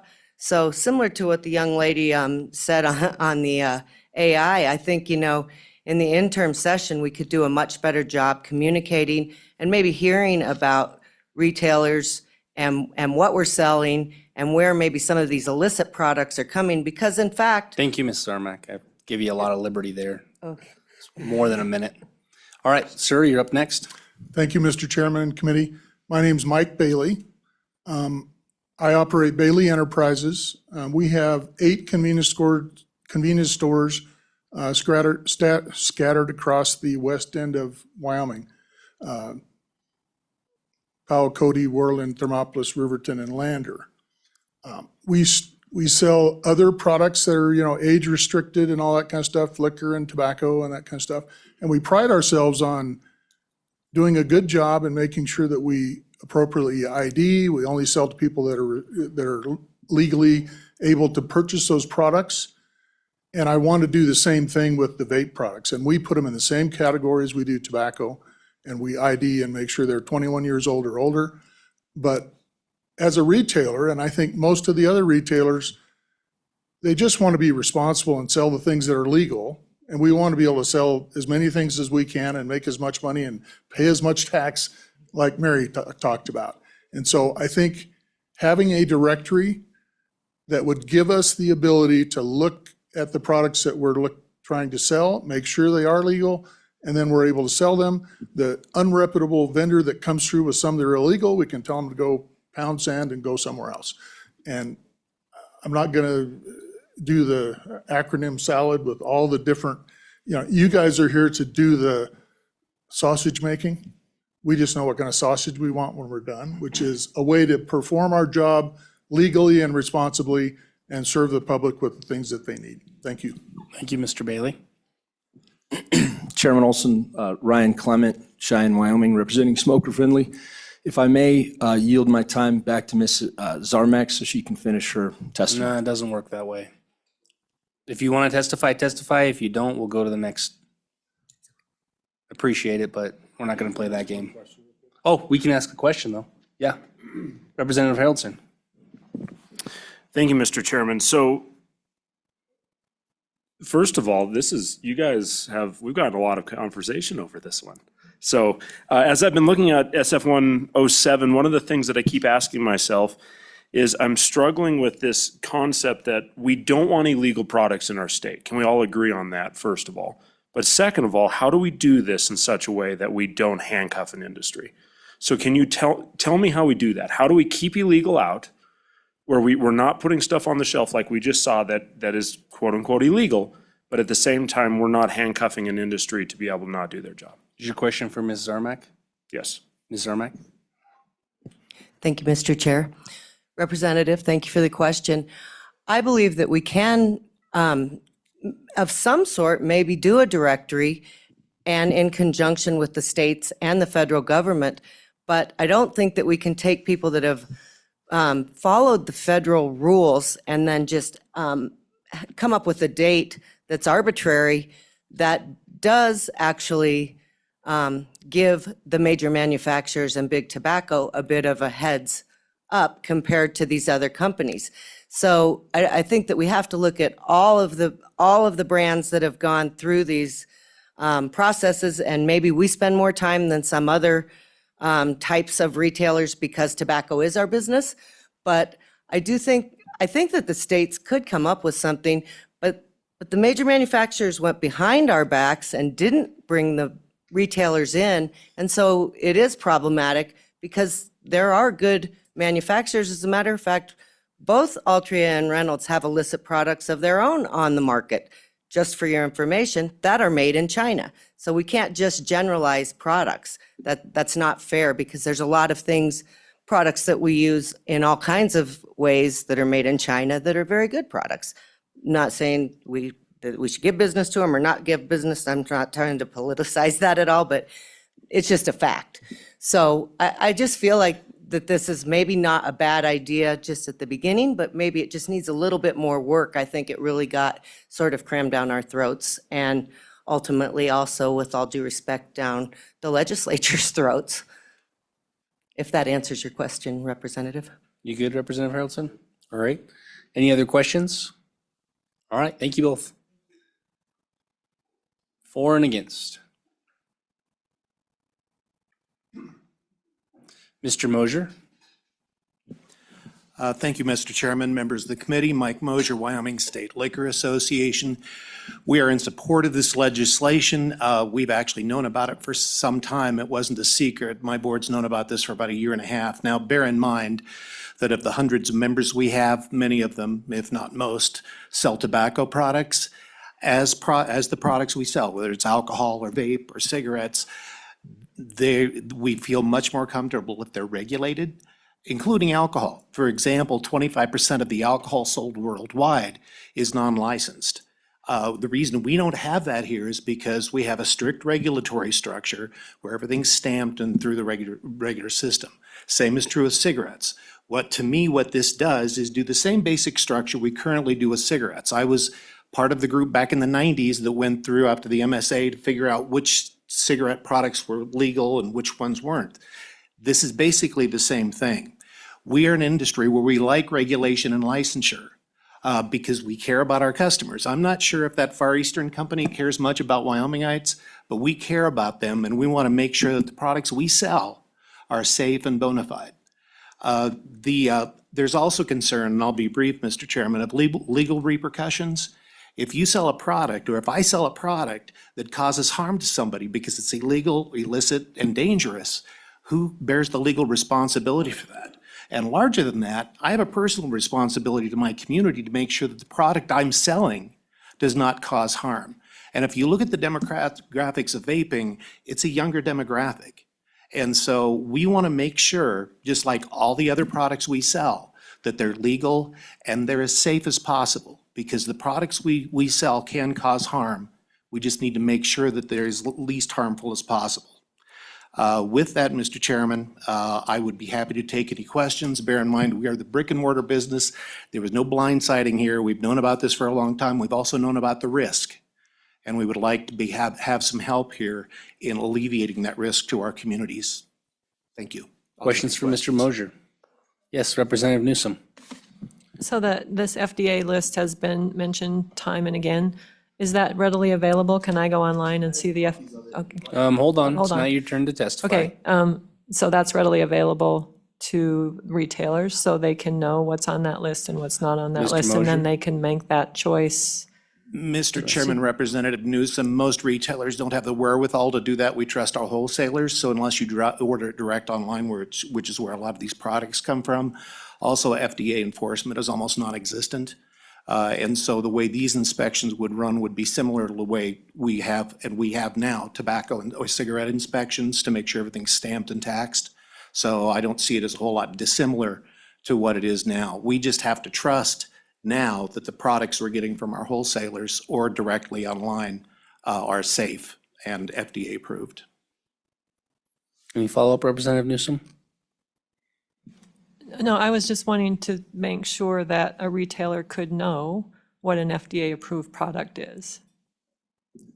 Mr. Mosier? Mr. Chairman, Representative Newsom, yes, I suppose they could look it up, but most of them don't have that ability or don't know where to find it. And I don't see anybody running around with the list. We just buy our products from our wholesalers. All right. Oh, sir, you're next. Thank you, Mr. Chairman. My name is Scott Stevenson. I'm a Wyoming business owner and employee of BM Vape and Smoke, a Wyoming business with 7 locations across the state. I just want to say this is a bad bill. It's a bad bill for many reasons. First of all, this bill is going to result in due process violations for thousands of U.S. businesses.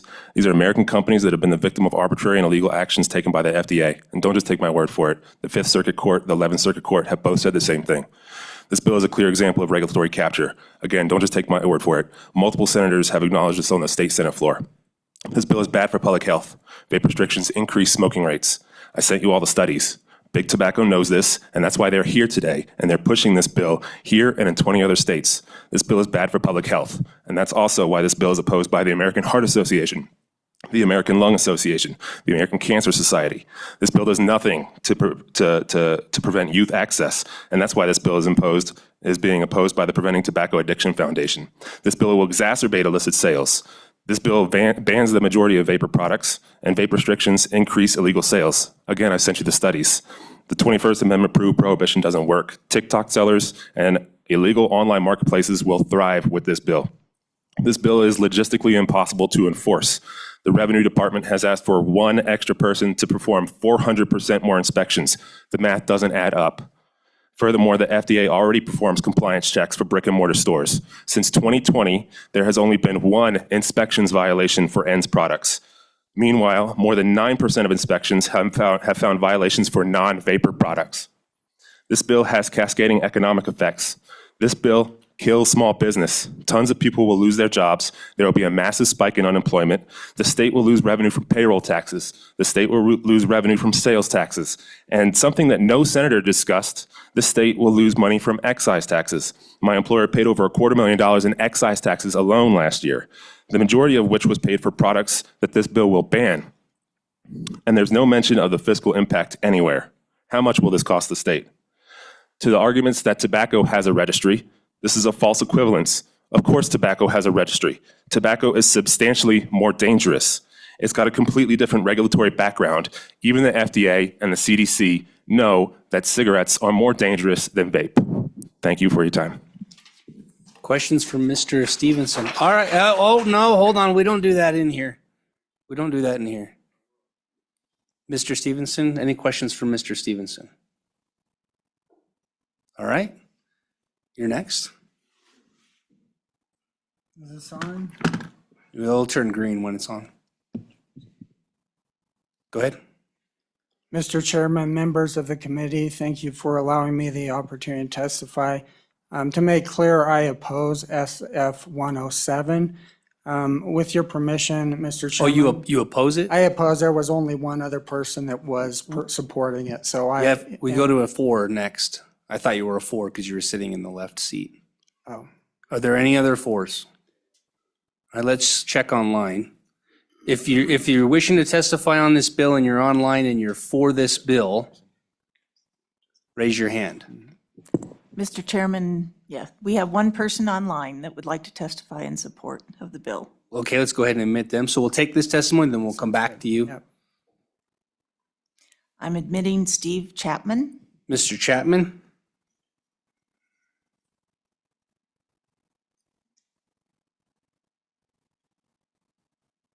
Go ahead and light up your mic and your camera.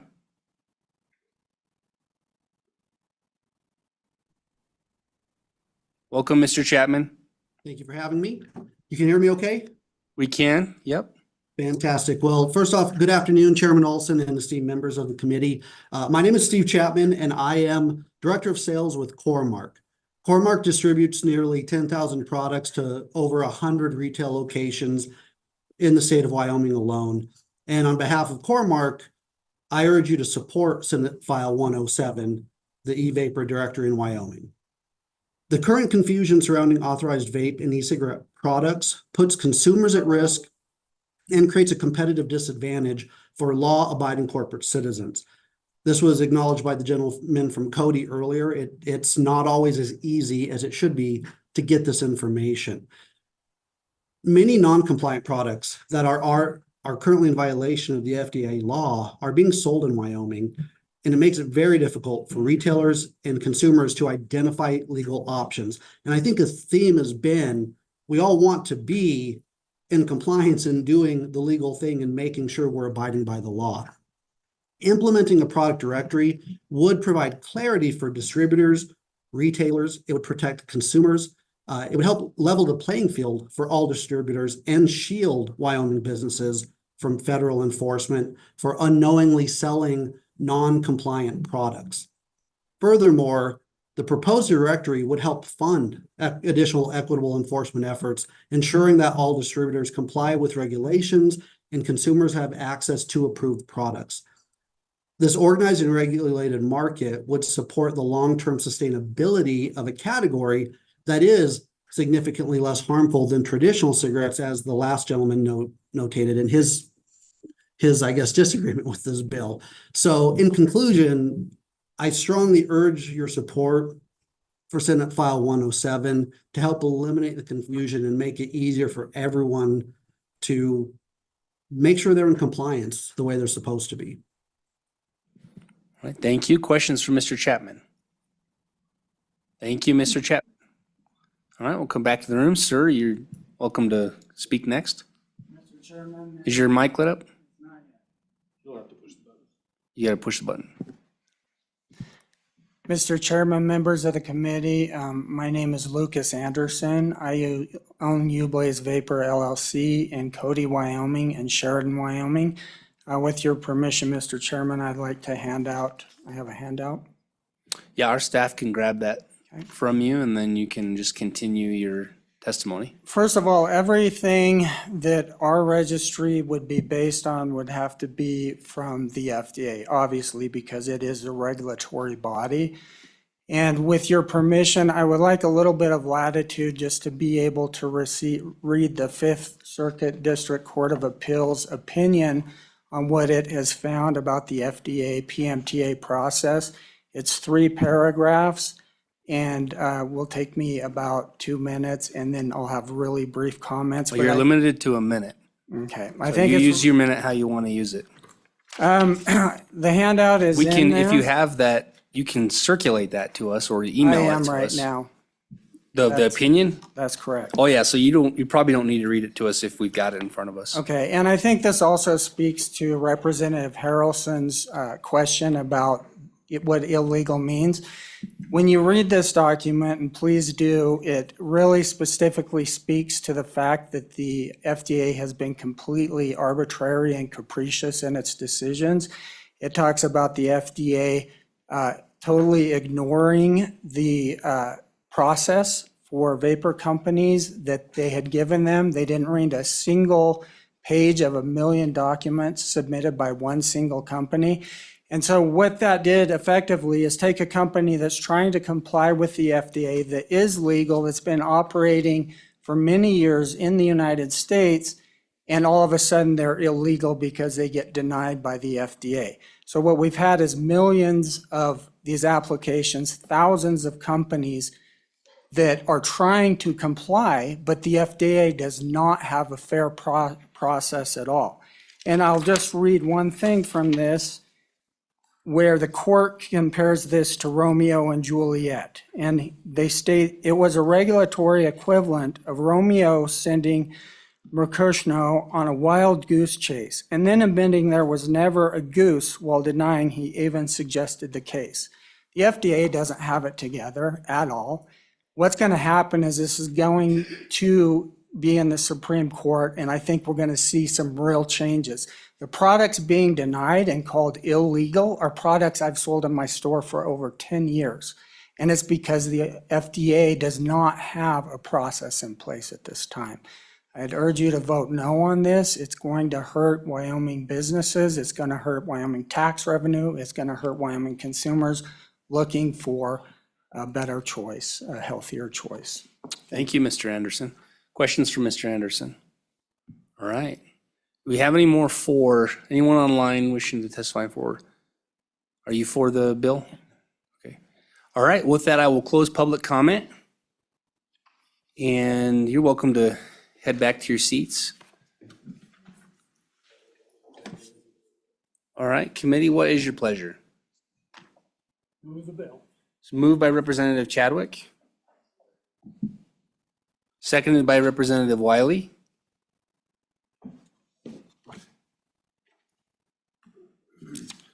Let's see. I know, trying to remember. Yes, I have one amendment on this bill. It's a cleanup amendment. There's a typographical error on page 6, line 16, where it references the wrong statute. It's missing a subparagraph A. Does everyone see where that is? 40-12-105A. Yep, A, Roman numeral X5. Okay, it's been moved and seconded. Any discussion on that? Did you get it, Representative Ottman? Yep, on page 6, line 16, there's a reference to statute 40-12-105, and it should have a little a, subsection A after that, and then Roman numerals X5, 15. Okay, Move the amendment. all those in, it's been moved and seconded. No further discussion. All those in favor signify by saying aye. Aye. Any opposed? Okay, are there any other amendments to this bill? Representative Harrelson. Line 7, page page are you 7, on? line 7.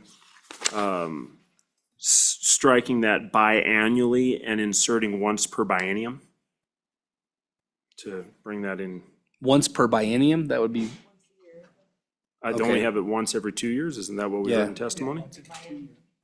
Once per biennium.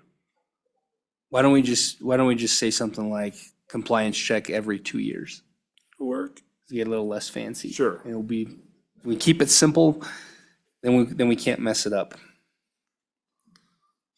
Was there another, and then I guess down at the bottom of that paragraph 13, the department shall publish the results of the compliance checks on their website not less than biannually.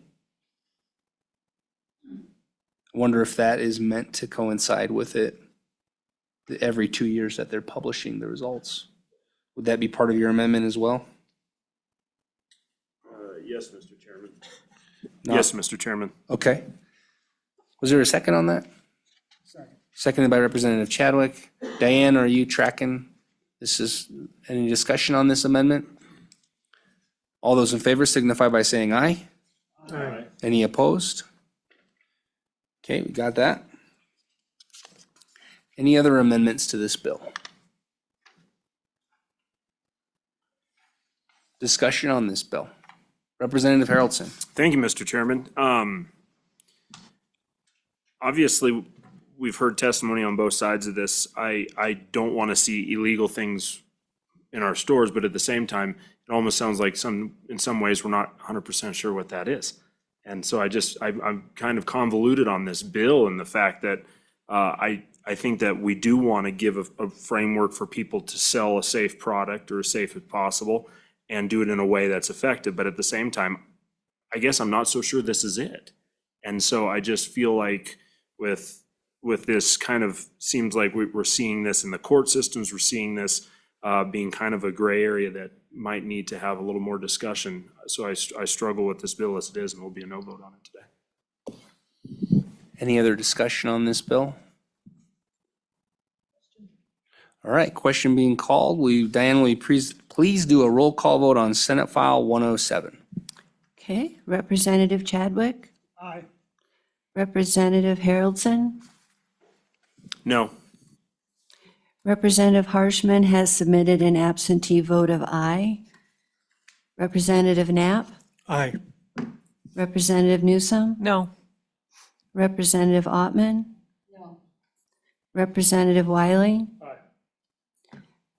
Representative Yin has submitted an absentee vote of no. Chairman Olson? Oh, I love it when this happens. Aye.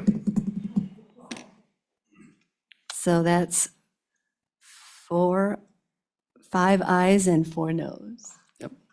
Do pass with amendment. All right, thank you. And we are supposed to be on general file 14 minutes ago, so we'll go ahead and we will adjourn. I don't see Senator Bouchard anyway for his bill, so unfortunately, we'll just adjourn.